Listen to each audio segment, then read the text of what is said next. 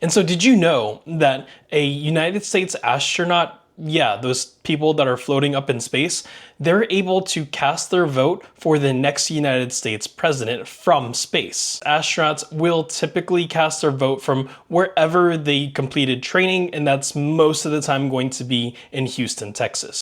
In today's video, we're going to be going over the 101s and the basics of the United States voting process. I'm going to challenge both yourself as well as myself to learn everything you need to know before you go to the polls on Monday, November 4th to vote for the next United States president.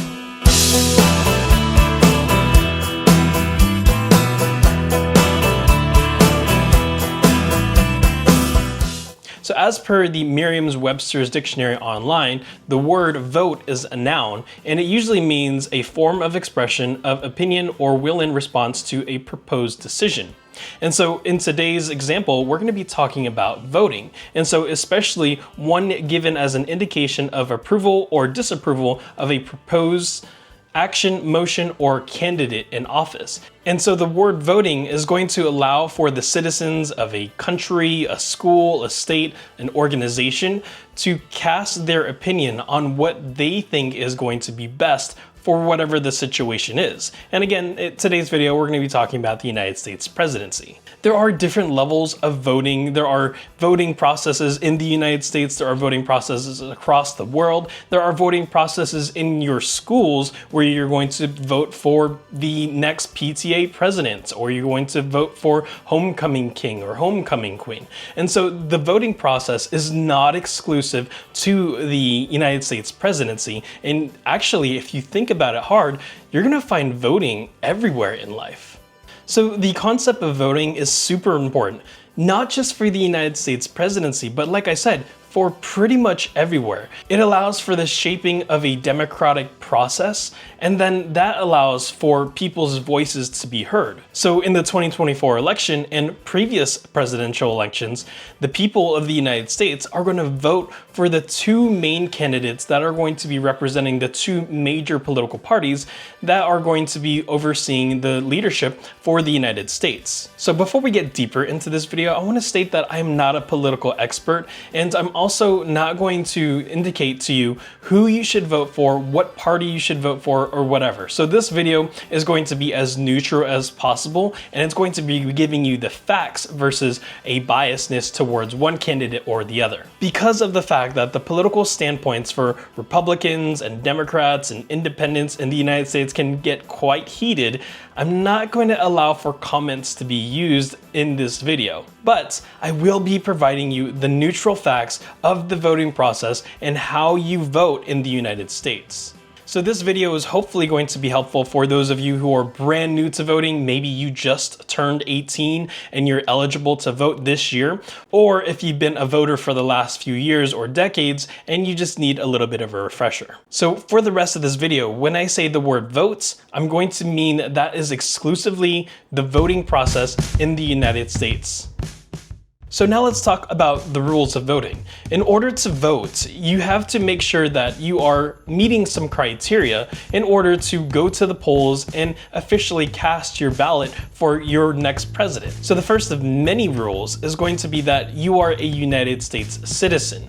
When you are a United States citizen, then you had to make sure that you're 18 years old or older to cast your vote. And so one of the other main criteria that you need to do in order to cast your vote is to make sure that you're registered to vote. So essentially when you are registering to vote, you're stating that you are a United States citizen, you're of age, and you're going to be able to cast your voice and your opinion or your vote to find out who the next United States president is going to be.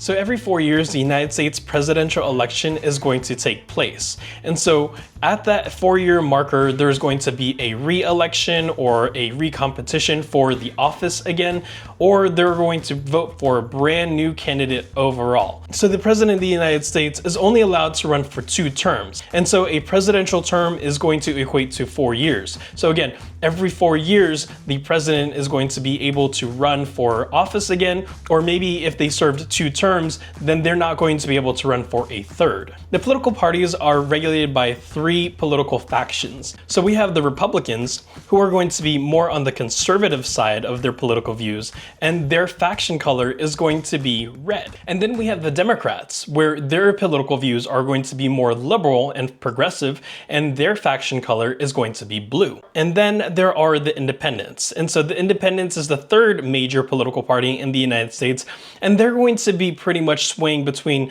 reds and blues because they believe in both sides, but they don't necessarily lean too heavily on one faction or the other. So as I mentioned earlier, the voting for presidential candidacy in the United States takes place every 4 years. And as of 2024, the presidency is coming to an end, and we're going to be able to vote for the next president. So the next voting date for the United States presidential election is on Monday, November 4th, 2024. The next presidential voting date is going to be 4 years from now in 2028. So even though 4 years seems like a really long time, that time is going to fly. And before you know it, you're going to be allowed to vote for the next United States president, or maybe re-electing the president if that president hasn't already ran for 2 terms. So the voting times are going to be subjective to your local time zone. Again, it's going to be taking place on 4 November of 2024. However, the ability to vote is going to be subjective to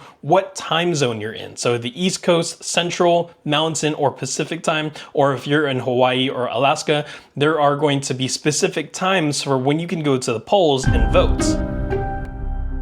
Now, all of the voting doesn't necessarily happen on one day. There are going to be certain states that allow for early voting, and that's just going to help with the surge. So that means for all the people and machines that are counting the votes, they're not going to be bombarded with millions of votes on November 4th. Actually, because of the different types of voting ballots, some of the actual definitive numbers can take a few days, weeks, and sometimes months to really get a defined number for that particular voting process. So if you're wondering if your state is one of the states that allows for early access voting, I went ahead and put the website down below, and you're able to check and see if your state, let's say Washington or Virginia or California or Texas, wherever you live, you're going to be able to check and see if your state is going to allow for you to go ahead and cast your ballot early. And I actually really recommend that because it actually allows for the surge of voters and their ballots to have a more streamlined process versus having a bottleneck on November 4th. So there are 2 types of voting, and they mean the same thing. So there is going to be the first type, which is going to be voting in person. This is going to be at designated locations where you walk in, you sit in line with other people who are waiting to vote, and then you go into like this cubicle looking thing, and then you vote. And this cubicle looking thing is going to be completely sealed off. You're not going to be able to see what other people are voting or what they're saying or what they're doing. And it's all going to be done so that you are the only one who knows who you voted for. If you are going to be voting in person, I highly recommend that you go to Google Maps and type in voting locations near me. And based off of your geography or your GPS, you're going to be allowed to see all of the designated places that you are allowed to vote on November 4th. Continuing on with voting in person, just make sure that you have proper forms of identification, and then also just be patient because you, amongst other United States citizens, are going to be there to vote. And sometimes the line can be a little bit long. Now to the second way of voting, which is the way I vote, and that's going to be the more time efficient version. And that's going to be getting your ballot in the mail and then dropping it off to an official drop box for the election. And again, if you want to know where the nearest drop box is for your location, head over to Google, type in drop boxes near me, and then you're going to find the official drop box locations for you to drive up or walk up to and then drop your ballot into pretty much, it looks like a mailbox. So regardless if you're going to be walking in or if you're going to a drive-in Dropbox location, all of your ballots are going to be secure. If you're wondering what happens to my ballot or my vote afterwards, it's actually going to be taken from you, it's going to be secured in a very secure location, and then it's going to be shipped off to the officials who are then going to open your sealed ballot and then start the counting process. And so the security of this entire process is super important. So that way the voting officials know that there was no fraudulent claims, no tampering with the voters' numbers, and anything like that. So that way they get the most accurate results as possible. So historically, there have been presidential candidates as well as presidents who claim voter fraud and election fraud, but I want to assure you that the process of voting for the president is as secure as it can be. So when we're thinking about voting, there are two different types of votes that are going to decide the next presidency. We have the popular vote, which is going to be what we're doing. We're essentially going to be the people who vote our opinion to decide the popular candidate who we think is going to be the next United States president. And the other type of vote is going to be the Electoral College. So I'm not going to really go into what the popular versus the Electoral College controversies are, but do know that there is a popular vote and then there is an Electoral College vote. And depending on who receives the most amount of votes per each side is typically going to be the one who wins the United States presidency. So you've done it. You went to the polls and you voted, or maybe you cast your ballot into the drop-in box. Now what? What are you expecting to do? Well, the actual swearing in and the inauguration of the next president or the re-election of the president is actually not going to take place for the next few months. If the current president is not re-elected, they will concede to the new leader of the United States. And if both candidates are new and running for the election, then the losing candidate is going to be pretty much backing off, and the winning candidate is going to take the Oval Office in about January of the following year, so January 2025. So if you're wanting to track who's going to be the next president, it's pretty simple. During the election year and specifically around the time when the actual election is happening, you're going to see so many rallies, you're going to see all these analytics and all these propaganda for each side of the president. But when it comes down to tracking who's winning or what state is going to be red or blue, it's going to be as simple as checking your Facebook or checking your TV, checking YouTube. Pretty much any other type of social media is going to be broadcasting who is going to be taking the wins for each state for the popular vote versus the Electoral College vote. So now that we've kind of gone over the process of what you have to do in order to vote and the process of voting in and of itself, why? Why do we vote? And the reason for that is because whoever wins the United States presidency for the next 4 years is going to have substantial and monumental effects on how the United States is going to be operated. And again, we're not going to go into the controversies of red versus blue or who's better or who's whatever.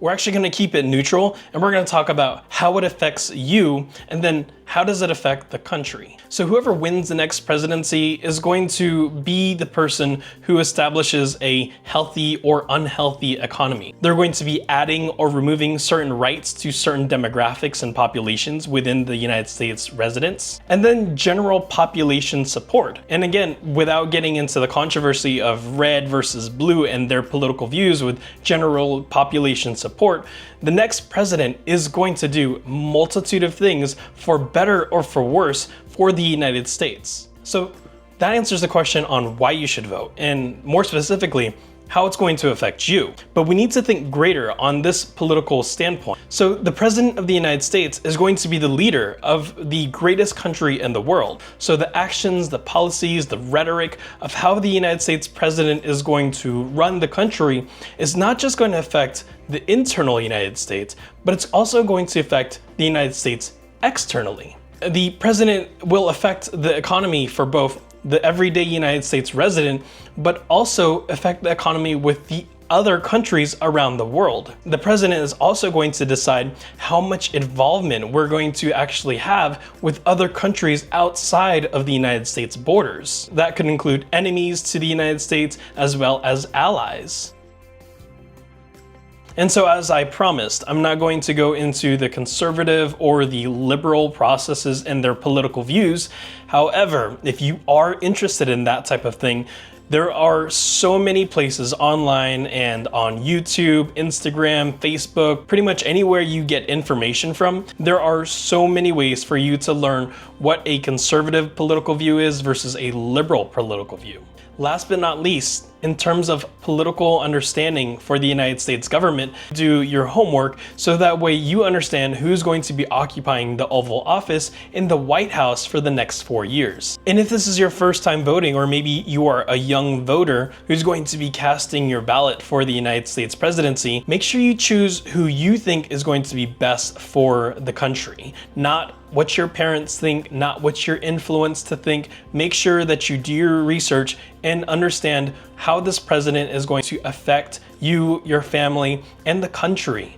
And so this video is not my typical know before you go video. It's actually going to be one of the videos that doesn't really feature a lot of B-roll for emphasizing on the topics of what I'm talking about. However, I do hope that this video helped you with the voting process for November 4th of 2024. So that way, if you're voting for the very first time, you're gonna be a little bit more prepared on what to expect and where to go and what to do whenever you are ready to cast your vote for the next United States president.